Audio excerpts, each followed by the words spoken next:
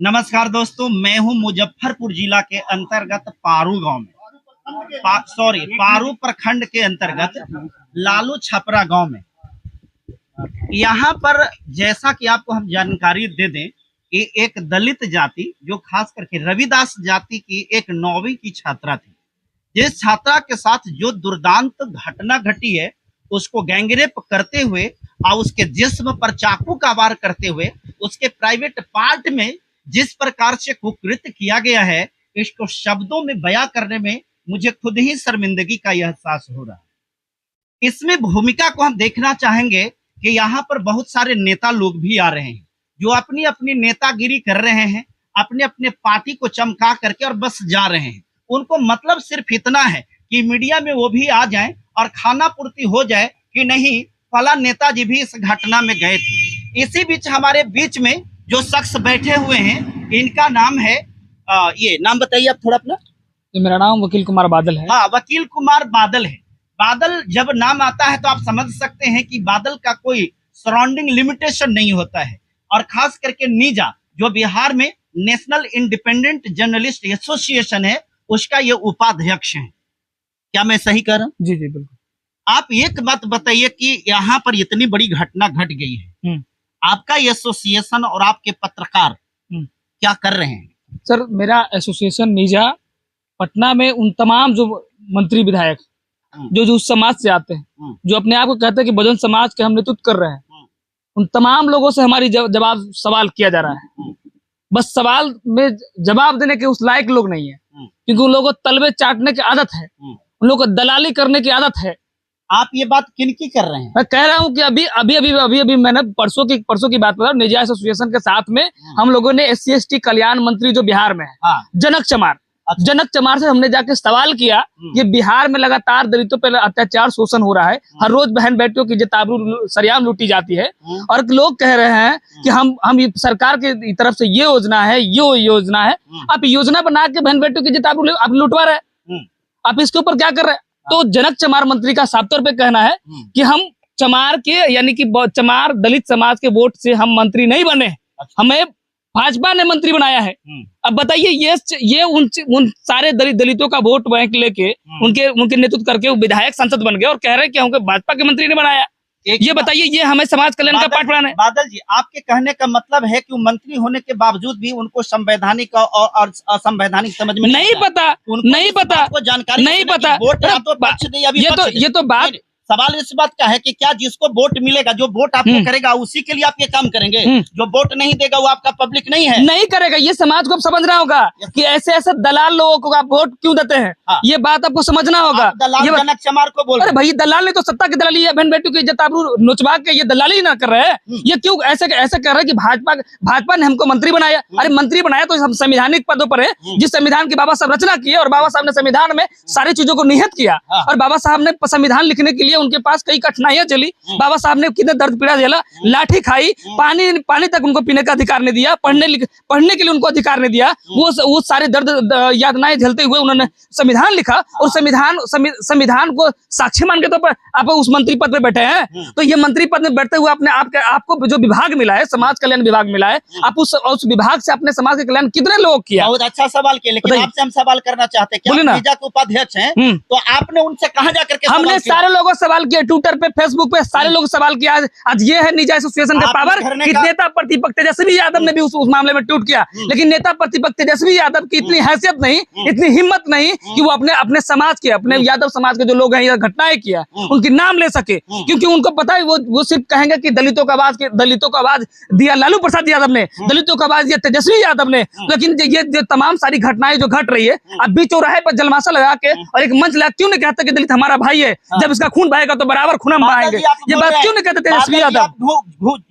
भूल रहे हैं। आपको पता है रावण की जब हत्या हुई थी ना, तो राम के पास में यह सामर्थ्य नहीं था कि रावण की हत्या कर देता। जब तक कि विभीषण नहीं फूटता। आप राजद की बात और तेजस्वी की बात कर रहे हैं, आप अपने समाज के शिवचंद्र राम की बात क्यों नहीं कर रहे हैं? भाई वही तो कर रहे हैं, ये विभीषण लोग बने हुए हैं, जनक चमार, शिवचंद्र राम, चिराग पासवान, मांझी जी, ये सारे विभीषण लोग बने हुए हैं। इन लोगों की वजह से हम कहते हैं रूपा बहन से आज उनकी आत्मा हमसे कह रही है, और हम कह रहे हैं कि बहन हम शर्मिंदा है, क्योंकि तेरे कातिल अभी इन लोगों की वजह से, जीतन राम मांझी, चिराग पासवान, जनक चमार, शिवचंद्र राम की वजह से तेरे कातिल अभी जिंदा है, वरना उसकी औकात नहीं, उसकी हैसियत नहीं कि तुम्हारे कातिल अभी तक जिंदा होते। हम चाहे तो पूरे बहुजन समाज चाहे तो अब उस कातिल को दिन दहाड़े उसकी चाहे तो हम लोग उसको सजा सुना सकते हैं, लेकिन हम बंधे हुए हैं। बाबा साहब ने संविधान बनाया है, हमें अधिकार दिया है, ये लड़ाई तुम्हारी कलम से हो सकती है, तुम्हें तलवार उठाने की जरूरत नहीं है, लेकिन ऐसा मजबूर करेगा तो ये जान लीजिए हम लोग अभी संविधान में आस्था रखते हैं, विश्वास रखते हैं, मजबूर न करें। आप पढ़े लिखे पत्रकार हैं, अगर आप बाबा साहब को पढ़े हैं तो कांशीराम को जाने हैं। बिल्कुल, कांशीराम साहब ने भी कहा था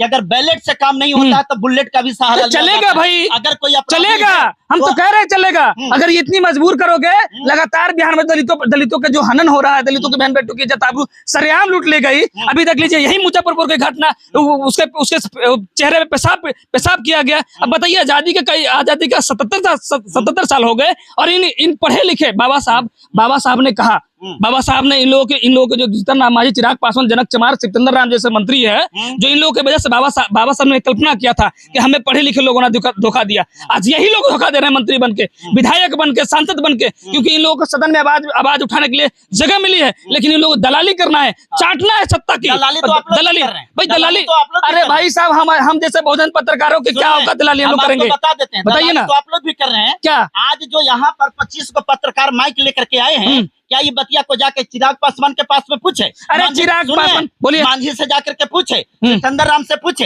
अगर 25 को ये माइक जीतन राम मांझी के पास में, चिराग पासवान के पास में और जनक चमार और शिवचंद्र राम के पास में चला जाता तो उसका जवाब सर मैं बता रहा हूँ, निजा एसोसिएशन हमारे सारे पत्रकार बहुजन, सारे लोगों से हमने ट्विटर पर सवाल किया, सारे लोगों से जाके हमने बातचीत की, लेकिन किसी ने बातचीत करने के लिए हम लोगों से नहीं चाहा। मैं उन तमाम लोगों के बीच कहना चाहता हूँ, उन समाज के लोगों से भी कहना चाहता हूँ कि आप समझना होगा आपको कि आपके वोट बैंक लेके ये आपके सांसद विधायक मंत्री बन जाते हैं, लेकिन आज आपकी बहन बेटी की इज्जत आबरू जब लूटी गई है तो इन लोगों का आवाज तक नहीं निकल पाता है। अब आने वाला समय में आपको तय करना होगा कि आपके समाज की लड़ाई, आपके हित की लड़ाई में कौन लड़ेगा। ये बात नहीं कहेंगे कि आप रावण को कर दीजिए, आप फलाना कर दीजिए, फलाना कर दीजिए। अब आपको समझना पड़ेगा कि आपकी लड़ाई कौन लड़ रहा है, आपके बाबा साहब के विचारों पर कौन चल रहा है, बाबा साहब की कही हुई बातों को कौन इसको लागू करवाएगा, ये बात आप समझने होगी। लेकिन आप बताते कि मुजफ्फरपुर में प्रशासन की मिली भगत से ये घटनाएं घटी है, ये जान लीजिए। ये तेजस्वी यादव का कहीं ना कहीं संरक्षण प्राप्त होता है कि तेजस्वी यादव ने अभी तक खुल के क्यों नहीं बोला कि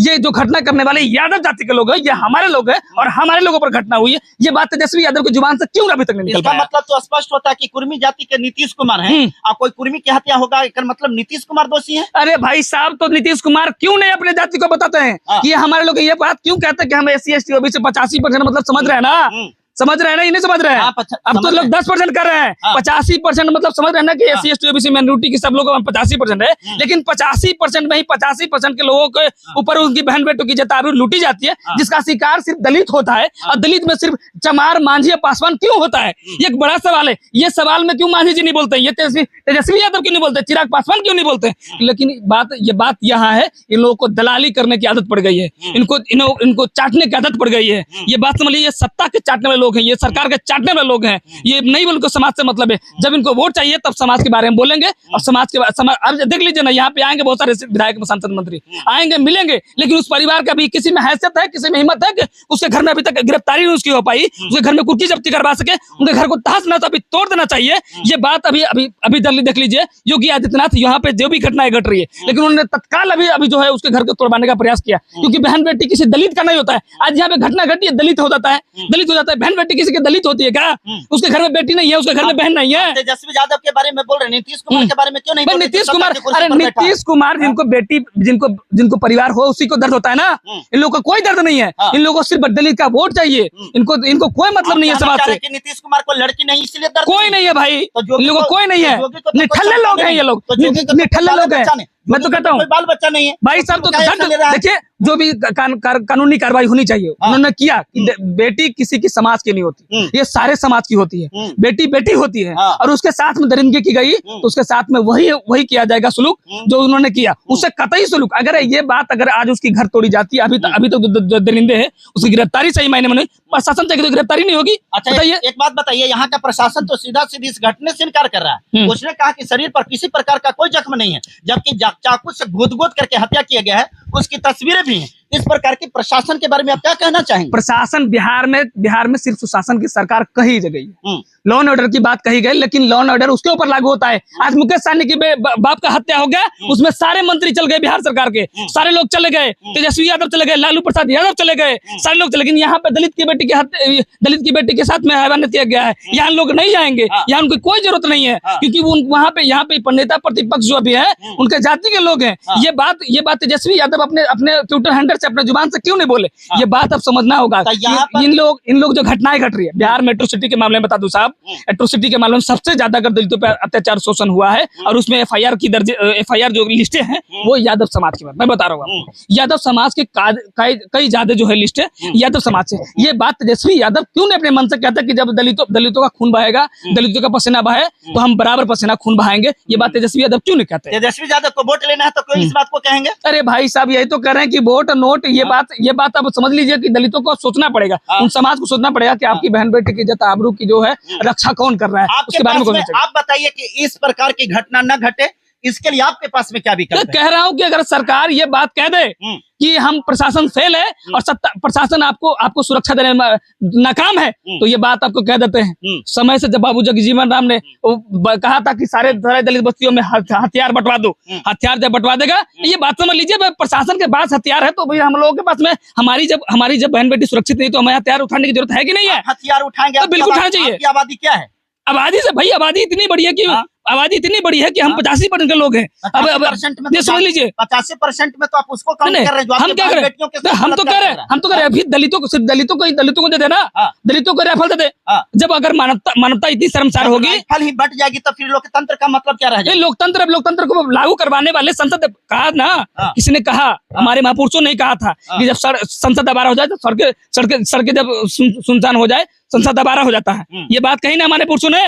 तो ये आज जो सदन है वो आवारा हो गया है। तो आज हम लोग को सदन में सड़क पे आने की जरूरत है और इसकी लड़ाई मजबूती से लड़ने की जरूरत है, क्योंकि पत्रकार लोकतंत्र भाई हम कह रहे हैं पत्रकार चौथा सब में हम मुजफ्फरपुर में बैठेंगे, हमारा निजी सिचुएशन है, हम लोग यहाँ पे धरने में बैठेंगे, हमारी पत्रकारिता हम यहाँ बैठेंगे। हम जब तक इस रूपा बहन को न्याय नहीं मिल जाता तब तक हम लोग इस धरने में बैठेंगे, यही बैठेंगे। निजी एसोसिएशन को लेकर सारे लोग को बैठेंगे यहाँ पे, इस धरने में बैठेंगे। आज जरूरत है कि एक समझ लेंगे, कभी इतिहास में लिखा हुआ कि कोई पत्रकार धरने में बैठा किसी पीड़ित परिवार को न्याय दिलाने के लिए, और हम लोग बैठेंगे क्योंकि हमारी बहन बेटी है। आज हमारी बहन बेटी की इज्जत आबरू लूटी गई है, और हाँ आज हम लोग पत्रकारिता क्यों कर रहे हैं? जब हम अपनी बहन बेटी की इज्जत आबरू के लिए आवाज नहीं उठा सकते, उनको न्याय नहीं दिला सकते, तो धिक्कार है हमारी पत्रकारिता पर।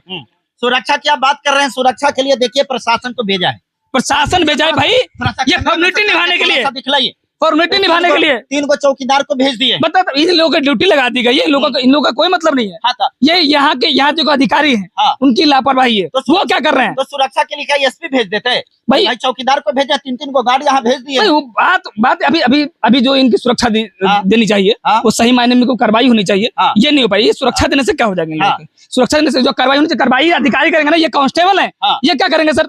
जो ये अधिकारी के ऊपर दबाव हो, सारी चीजें वो प्रमुखता से अगर संविधान को मानते हो तो इन अधिकारियों को समझना चाहिए कि क्या होना चाहिए, सही मायने में क्या होना चाहिए। वो पढ़े लिखे व्यक्ति हैं, हम उनके ऊपर सवाल इसलिए उठाएंगे कि वो अगर अपनी दायित्वों को सही से निभाया तो ये घटनाएं जो है वो रुकेगी। आखिरी सवाल और न्याय मिलेगा। आखिरी सवाल, न्याय बुलेट से मिलेगा या बैलेट से? मैं कह रहा हूं कि अब बैलेट की बात बहुत हो गई। अगर जरूरत पड़ी अगर जरूरत पड़ी, अगर इन लोग नहीं मानेंगे, इनकी प्रशासन नहीं मानेगी, सत्ता नहीं मानेगा, सरकार नहीं मानेगा, तो बुलेट उठाया जाएगा। तब बुलेट अगर, ये जान लीजिए, बुलेट अगर उठाया जाएगा, बुलेट अगर मैं कह रहा हूँ उठाया जाएगा, बुलेट अगर उठाया जाएगा, जेल भरा जाएगा, उठाया जाएगा, जेल में जेल भरो, जेल भरो या फांसी भरो, फांसी तो कोई मसला नहीं है, वो कोई मसला नहीं है, कोई मसला नहीं है। ये संविधान को भूल रहे हैं, हमारी बहन बेटियों की इज्जत आबरू सरेआम लूट रहे हैं लोग, और हम संविधान की बात करेंगे, हम सरकार की बात करें।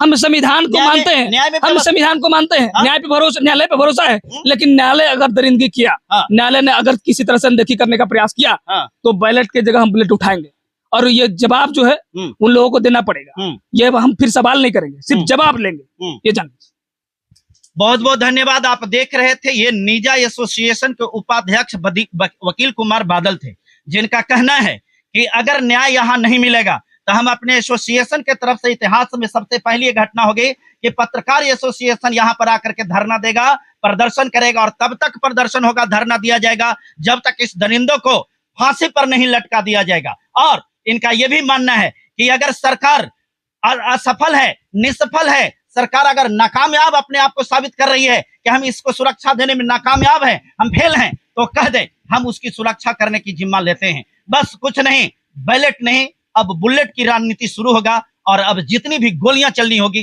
गोली से भी न्याय होगा। आपका इस पर क्या प्रतिक्रिया है? हम आप सभी लोगों का प्रतिक्रिया चाहते हैं, और साथ ही साथ आप तमाम लोगों से मेरा निवेदन है, हम ये आईडी को आपको दिखला रहे हैं, ये जितनी आईडी है ये सारे आपकी आवाज हैं, ये जितनी भी आईडी है ये सब आपकी आवाज हैं। आपके साथ में एट्रोसिटी के साथ ये भी अपनी जान की बाजी लगा के हर जगह पर पहुंच करके और इन खबरों को दिखलाने का काम करते हैं। इसलिए तमाम लोगों को आपको सब्सक्राइब भी करना चाहिए, और इनकी वीडियो को जन जन तक शेयर कर करके इनको भी आपको हाथ को मजबूत करना होगा, तब जाकर के न्यायिक लड़ाई में आप मजबूत होंगे। बहुत बहुत शुक्रिया, बहुत बहुत धन्यवाद।